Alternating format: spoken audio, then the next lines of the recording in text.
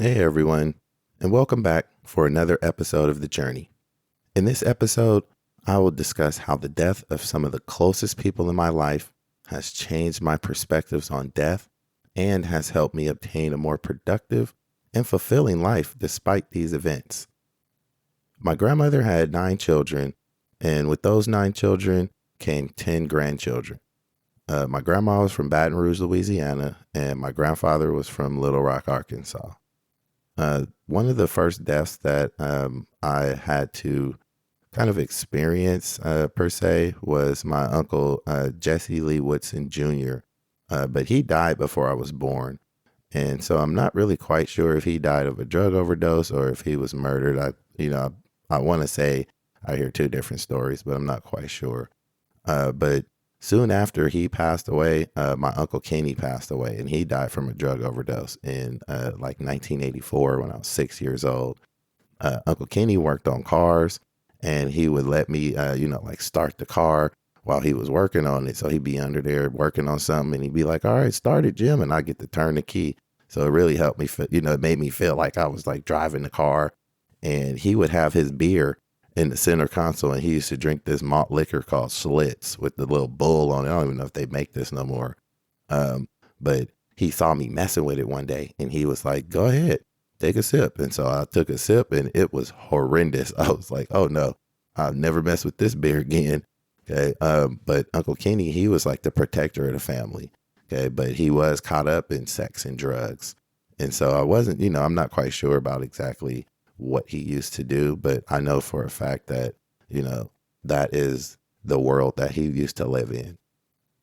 And so this was the first funeral that I had ever attended. And I remember feeling like, one of my closest friends had passed away.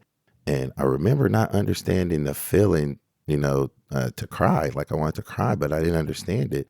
But soon I was in tears as the funeral progressed. And today I believe I was just too young to fully understand what was happening. But all I knew is that the guy that I would see for most of my life up until that day was gone forever. Okay, so he was the first one to kind of pass away. I'm still a kid, so I don't really understand this. And my grandfather, Jesse Lee Woodson Sr., he would pass away in 1993 from cancer when I was 15 years old. And so he had worked for the railroad, and the railroad used to use asbestos. And so he ended up having cancer from the asbestos. But my grandfather, he had moved to California for work opportunities from Arkansas. And he was pretty much living like a retired life, right? So he had been in the military, he had worked in the shipyards. And so he lived this retired life that I knew. This is what I knew. Okay. And he still took care of the house. And so, he still cut the grass. He made sure all the bushes was trimmed. And, we had a whole bunch of trees in the yard. Like it was a lemon tree, an apple tree, right? We had a plum tree. So he made sure that the yard was going to be, kept up. And I remember one day that he had went to the doctor, and I want to say it was just a routine visit, or he had some type of unusual pain or whatever it was. But nowhere did we think that he would leave that doctor and they would tell him he had stage 4 cancer and that it had spider web through his entire body, even though he didn't have any like real symptoms ever before. And so, as a 15-year-old, I literally watched my grandfather go from being like this 6'2", well shaped man to this like frail body that couldn't move. And this happened in all just like a matter of weeks. And it was because he was on the chemotherapy. And so when my grandfather had passed away, I remember, I didn't cry at the funeral. And, as we all knew that he was going to die. So I'm thinking that, this is why I didn't really have those strong emotions like I had at my uncle's funeral, is because it wasn't really like a surprise, right? It was like, oh, he's got cancer, he's got this long to live, and then he dies. Okay. So my grandfather passes away in 1993, and my little brother would pass away in October 2006 from homicide. And I was about 28 years old. and I was in college when this all took place. And Jesse was 4 years younger than me and my twin sister. He was the younger brother that always got on your nerves. So he would be able to antagonize anybody. Uh, he used to he used to irritate me, my sister, my friends, like his cousins, right? But he was still my little brother, and I really took that role on as the big brother, right? So even in his late 20s, he was still able to get a rile out of you if you hadn't already built some type of coping mechanism to combat the antagonistic behavior. And me and my little brother, we were close, and we would regularly hang out together. But he was running the streets and I was in college. I had just started college, and I remember I got a call from my cousin telling me that my little brother had been shot and killed. And so Jesse was driving in Richmond, and when he stopped at a stop sign, two gunmen had got out of the car that was behind him, and they started shooting. And he was struck in the head and multiple shots to his body. He had a passenger in his car at the time, and the passenger was able to get out of the car and start running down the street, where the second gunman would chase him down the street, shooting at him. And so luckily he wasn't hit. But I remember the morning, as I didn't have classes that day and I was getting ready for my day, and I drove to the scene to find his car crashed into a fence post and his body still in the car. And I just sat in my car and cried. And, it was so disturbing, that I couldn't think of anything else. Like I was numb. Like I had never seen a, a murdered dead body, especially it being my little brother. And so I just sat there for hours after the body was removed. And, I was just in shock. And for a long time, I couldn't look at this picture that we have together without feeling sad or hurt, you know. And, the person that they took from me was the guy I used to ride bike with, the guy I used to wrestle with, and the guy that, used to antagonize me. But I knew my little brother was passive aggressive, but I never thought it would get him killed, you know. And when I graduated in 2010, I remember, not being able to really be happy, about my success as my little brother. He should have been there to celebrate with me. And so when when my little brother died, he left behind a baby mother and twin boys. So now that Jesse is passed away in 2006, my nephews, they passed away in 2008. So soon after my brother passed away, his baby mother Sarah, she hooked up with a lesbian woman, and I have no idea how this happened. So my guess is that she needed some companionship and some protection, right? As my brother was the sole provider for her and the twins. And, she would stay in contact with my mom and my dad, and would really make sure the kids was in our lives. And, we would see the kids quite a bit. And so, she was living with her parents most of the time, but she was dating this controlling woman. And they would be out running the streets from time to time. And so one night after leaving Sarah's family's house where they had like a party, the parents were asking her, hey, why don't you just, stay the night and you guys leave in the morning? And I guess the girlfriend was really adamant about them, leaving that night. So, they left, and it was Sarah, the girlfriend, the twins, and Sarah's brother. And they were all driving home in the car when the girlfriend she lost control of the car because she was drunk. And so the car flipped over, and I think the car flipped like 7 or 8 times. And Sarah died, her brother died, and both the twins died. With one was thrown from the car, and the other one was caught underneath the driver's side's pedal area, where he soon died in the ICU as his spleen was ruptured. And so the kids weren't in any car seats, and the only survivor was the drunk driving girlfriend. And she only got like 7 years for manslaughter, and she free today. So these two deaths happened while I was in college, and like the strength to complete a bachelor's of science in molecular and cell biology while all this death is happening close to me, it even blows my mind today. So I'm not sure how I didn't just give up, go crazy. The anger, the sadness, the anxiety, all could have taken me down the road of negativity, and I'm so grateful that it didn't.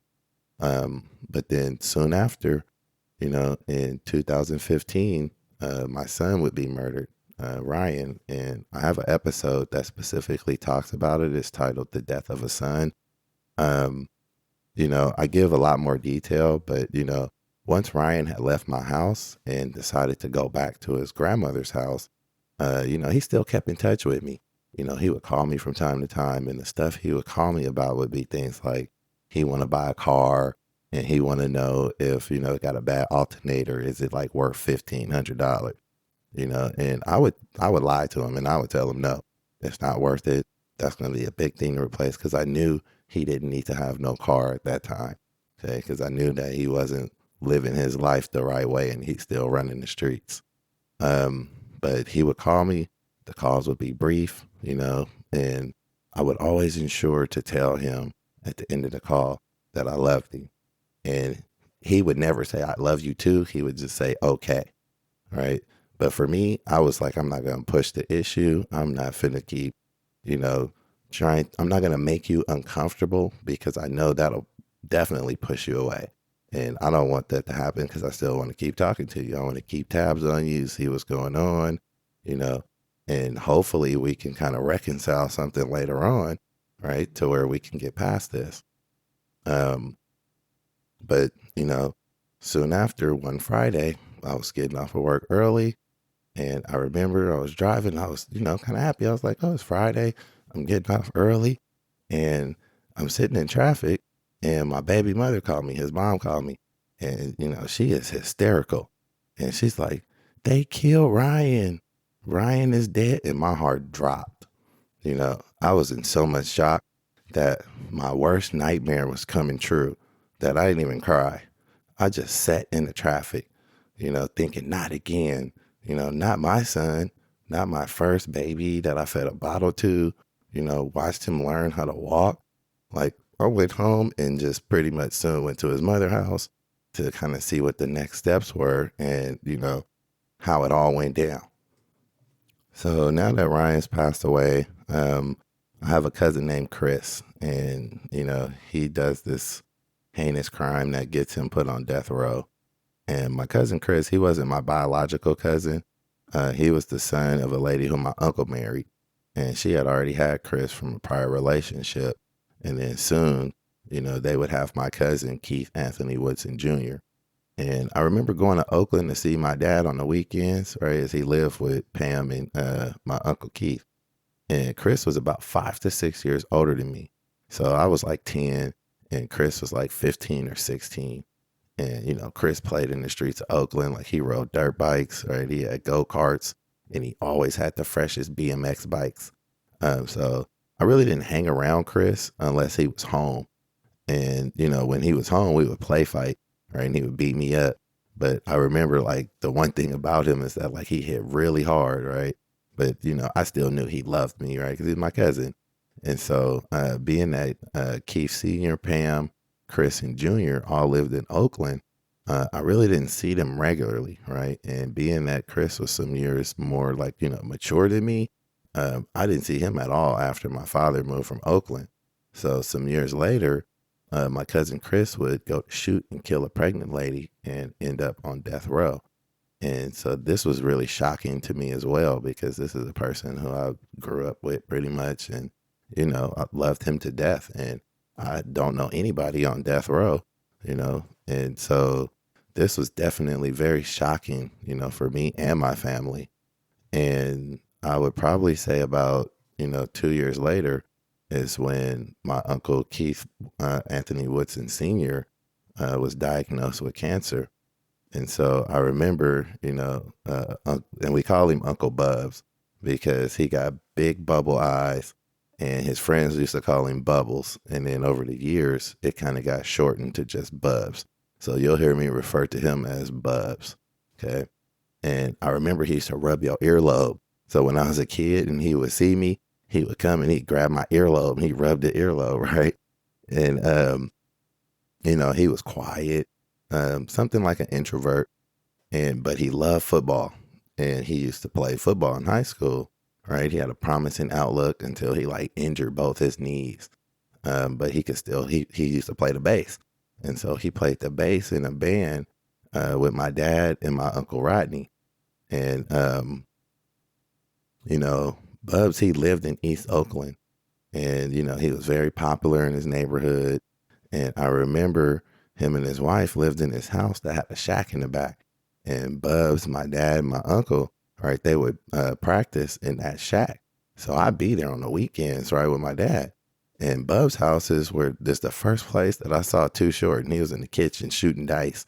And he like looked up at me, and I was like, "That's Too Short." Right. And so I was like, man, Bubs know a lot of good, a lot of people.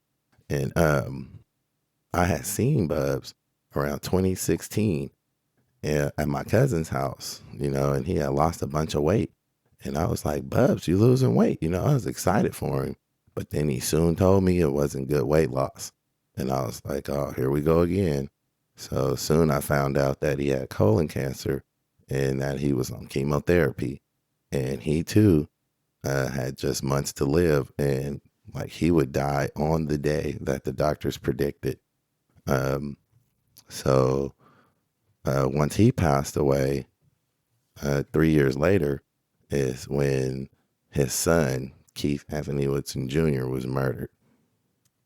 So Keith Anthony Woodson Jr., we used to call him just Junior, so you'll hear me refer to him as Junior. Junior was my younger cousin by 4 years. We were really close. I remember he used to come over my grandmother's house when I used to live there. I was 16 and he was 12, and he used to like to come in the room and wrestle, and like, we would like beat him up, slam him and stuff, but he could take it. He used to love it. He'd come back for more. Right. But once we were both grown, like, he would come to the house, we chill, we hang out. He was from Oakland, but they soon had to move to Richmond, because of the stuff the brother did. So they come move to Richmond. And since he from Oakland, he got these cars with these big old rims. He got like all the speakers in his car, right? But once he moved to Richmond, like he would always be at the house all the time. And so, he was definitely up on all the latest Jordans. But the one thing about him is he loved to laugh, right? And he was always in the mood for a laugh, even if it was at your expense, okay? And the day that he was murdered, he was going to the liquor store that was, it was on the corner. And this is where, he was from. So he was from this area. And he ran into a guy that I guess he stated like, he knew Junior, and he was telling Junior like, you don't remember me? And, like, are you not going to say hi? And, Junior, he had a real sharp tongue, and he immediately told the guy like something like, like, what, you want me to roll out the red carpet for you? And so after that, the guy left, and, on the store camera, you could see him going to his vehicle. And so as Junior left the store, right, and turned the corner to go down the street, that's when the guy came from, from across the street, and he was on the center divide, and he starts shooting at Junior. And so Junior starts to run down the street where the guy chased him down and, proceed to, pretty much just shoot him to death. And so when Junior passed away, that was, another big hit in my family, for all of us, that we had to take this big loss. And one of my little cousins, he was in prison at the time. And so he was really devastated because, they were super close. Junior used to come to his dad's house where they would watch football every Sunday. And Junior would always be there. He'd always be hanging out. And so when he passed away and the little cousin was in prison, he was really hurt about that, and I think even to this day, like, a lot of us, we still have, are dealing with that grief, behind losing Junior. And so, after Junior passed away, we had my grandma, and my grandma passed away just last year. And so, she was 93. We all knew, it's coming soon, right? And so I remember probably like a year before she died, I made sure to go over there just about every day, just so I could hug her, kiss her, tell her I love her, because I knew soon, like, she's not going to be around. And I remember when we was younger, uh, I always knew her to have gray hair. So I think she was probably like 50 when I was born. And so she always had this gray hair. She was a tiny lady.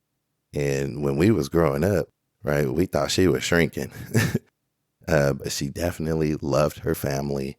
Even me personally, she allowed me to stay at her house rent free while I went to college, which that propelled my life so much. And so, had it not been for her, I don't know how I would have made it through college.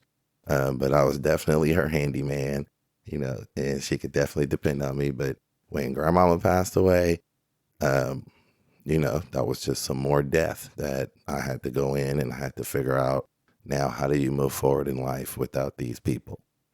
So earlier this year, my Uncle Rodney, we call him Big Rodney, so you'll hear me refer to him as Big Rodney. He passed away from a breathing related disease, which is a COPD, chronic obstructive pulmonary disorder. Um, but I remember Big Rodney. He, was the funniest uncle you could have. Okay. So he used to come home, and I remember when I was a teenager, he'd come home. I'd be sitting on the couch in the living room. He'd come home. He had this big giant steak. He used to call it a horse Cartwright steak.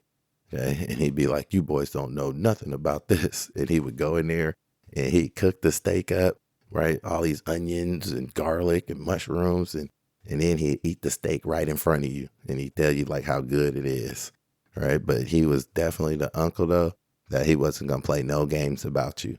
Okay. If you told him, "Hey, some people messing with me," he finna go, we about to go see these people. Okay. One time some dudes came to the door, and one of them was asking me like, did I call his sister a bitch or something like that? And he literally jumped up. He heard that. That's all he heard was, "You call my sister a bitch?" And he jumped up and bounced me out the doorway, and took off out the door behind these two dudes. And they was running down the street, and he was going, "Come here, I just want to talk to you." And he wasn't going to do no talking. Right. But this is the Uncle Rodney that I knew. But I would probably say about 3 or 4 years ago, he started to, lose his mental capacity, and he started like hearing voices. He was responding to stuff with, he had killed people. And so we had to ask him to leave the house. And so he had been out of the house for probably about 2 years, maybe 3 years, when finally they got a call that he was in the hospital and that he had passed away from COPD. So that was pretty much the last death in our family that we've had.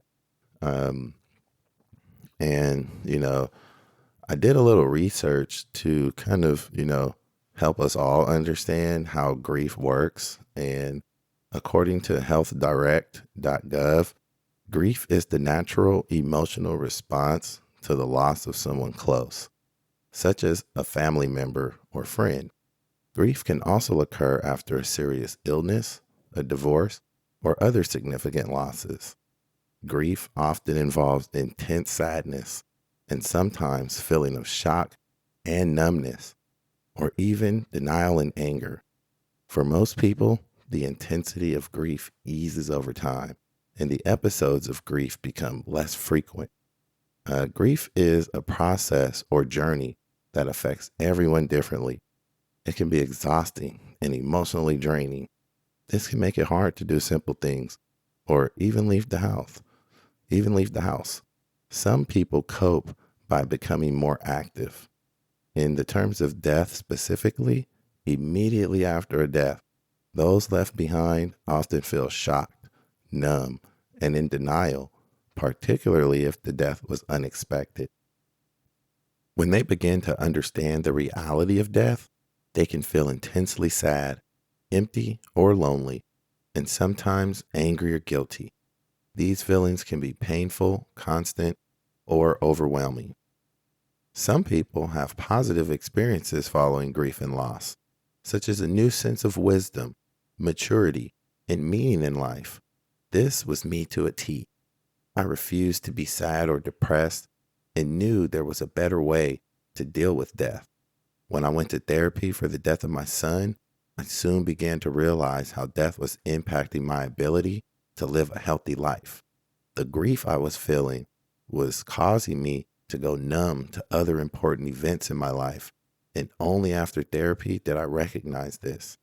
Today, I give myself power to change the beliefs that I hold, which helps guide my perspective and ultimately freed me from the mental prison I was living in.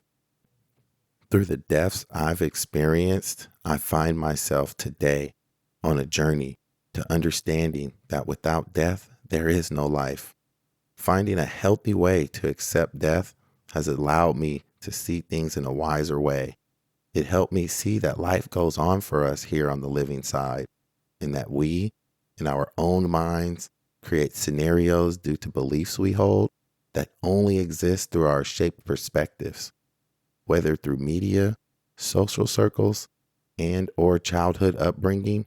What we have been programmed to think about death and the emotions we should feel shapes how we perceive the events happening in our life. I know that there are many people out there still struggling with the death of loved ones, including myself. And I want to let you know that it is okay to cry it out, to remember the good times and get teary eyed. These people mean and meant a lot to us, and now they're gone. So, yes, I think they are always deserving of our tears. I never saw the people that died as the person they were when they died. Rather, I saw them as the person I loved. If you or someone you know is struggling with death close to you, advise them to seek professional mental health. Again, I hope this helps you guys. I love you.